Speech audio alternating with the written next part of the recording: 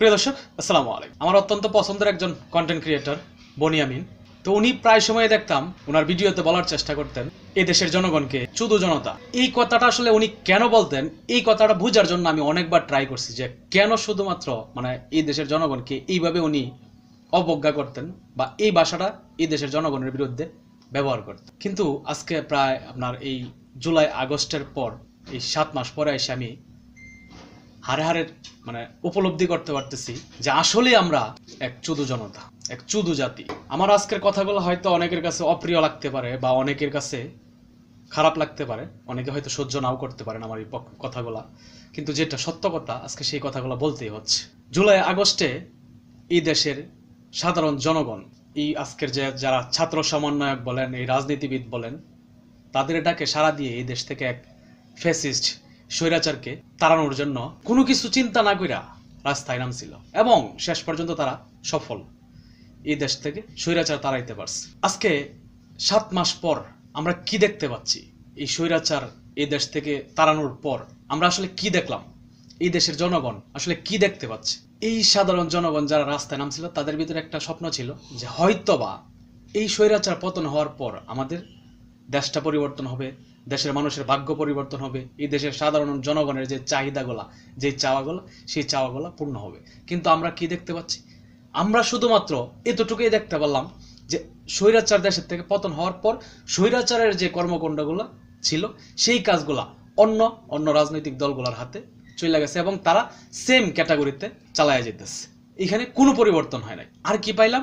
আর পাইছি আমরা রাস্তায় চিন্তাই, আপনার বাস থামিয়ে দুই বোনকে দর্শন করতেছে, এই জায়গায় চাঁদাবাজি, ও জায়গায় চাঁদাবাজি হচ্ছে, অমুক জায়গায় মারামারি হচ্ছে, অমুক জায়গায় দরাদরি হচ্ছে। আমরা শুধুমাত্র এতটুকুই দেখতে পারতেছি, জাস্ট পরিবর্তন এতটুকু। এর চেয়ে পরিবর্তন আমার চোখে এখন পর্যন্ত আমি দেখি নাই, ঠিক আছে? কিন্তু আমাদের চাওয়া কিন্তু এটা ছিল না। আমাদের চাওয়া ছিল এই দেশে কোনো মারামারি, হানাহানি, চুরি, চিন্তায়, চাঁদাবাজি, লুট এইগুলা থাকবে না। কারণ যেহেতু আমরা স্বৈরাচার তাড়াইছি, স্বৈরাচার একমাত্র তাড়ানোর উদ্দেশ্য এটাই ছিল যে দ্বিতীয় কোনো স্বৈরাচার যেন এই দেশে না আসে বা দ্বিতীয়বার ওই স্বৈরাচারের মতো কেউ যেন কোনো কার্যকলাপ না করে। কিন্তু আমরা কোনো পরিবর্তন দেখি, আমরা সেম 15 বছরের যে গল্পগুলা বলতেছি, 15 বছরে যা দেখতেছি এখনো আমরা সেম বিষয় দেখতেছি, এই জায়গায় কোনো পরিবর্তন দেখতেছি। আসলে বনিয়ামিন ওনার কথাটা তাই না, আর মূল উদ্দেশ্য হচ্ছে আমাদের দেশের মানুষ আসলে সহজ সরল থাকার কারণে এই দেশের এই যে নেতারা যারা আছে তাদের ডাকে আমরা জেনে না জেনে, বুঝে না বুঝে আমরা অনেক কিছু করে ফেলি, কইরা আমরা তার খেসারত দিচ্ছি। যেমন ধরেন 1700 1800-র মতো এদেশের জনগণ, ছাত্র জনতা মারা গেছে।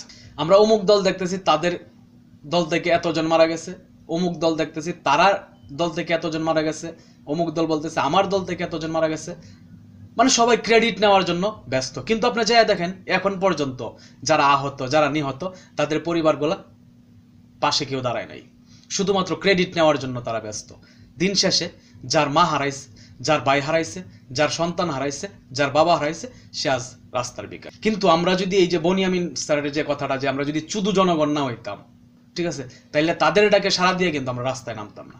রাস্তায় নেমে আজকে আমার ভাই, আমার মেয়ে এতিম হইতো না, আমার মা বাবা সন্তান হারা হইতো না, আমার বোন ভাই হারা হইতো না। যদি তাদের ডাকে আমরা সাড়া না দিতাম, তাদের কথা মতো আমরা চুদু জনতা না সাজতাম, তাহলে কিন্তু আজকে আমাদের পরিণতি এটা হইতো না, ঠিক আছে? কিন্তু আমরা একমাত্র চুদু জনতা বইলাই আমাদের পরিণতি আজকে এটা, ঠিক আছে?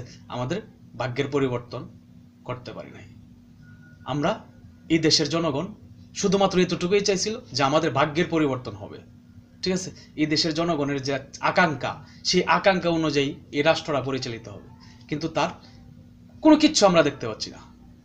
আগে যা দেখছি এখনো তাই দেখতেছি, বরংস তার চাইতে আরো কিছু জিনিস আমরা প্লাস পয়েন্ট পাইছি। সেই প্লাস পয়েন্টগুলো কি? রাস্তায় প্রতিদিন আন্দোলন হচ্ছে, একের পর এক কোনো না কোনো ইস্যু নিয়ে আন্দোলন হইতেই আছে। সেই সাথে আপনার ছিনতাইকারী বাড়ছে, রাস্তায় চিন্তাই হইতেছে, ঠিক আছে? সেই সাথে আপনার দর্শন, গণহত্যার মতো অপকর্ম চলতেছে।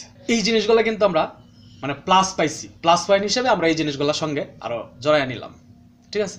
তো এই দেশের জনগণের পাওয়ার ভিতরে এতটুকুই পাইছে। তো যাই হোক, আমি ফার্স্টে বলছি যে আজকে আমার এই কথাগুলো হয়তো অনেকের কাছে অপ্রিয় লাগতে পারে বা অনেকের কাছে কষ্ট লাগতে পারে যে এই কথাগুলো কেন বলছি। কারণ আজকে 6 মাস, ঠিক আছে? এই 6 মাসে যা দেখলাম তার ভিতরে আংশিক আপনাদের সামনে উপস্থাপন করলাম, কারণ নিজের দেখাকে অস্বীকার করতে পারি নাই, ঠিক আছে? এই জায়গা থেকে আসলে আজকে উপলব্ধি করা। বা বলা। তো যাই হোক, এতটুকুই বলার ছিল। ভালো থাকবেন সকলে। আসসালামু আলাইকুম।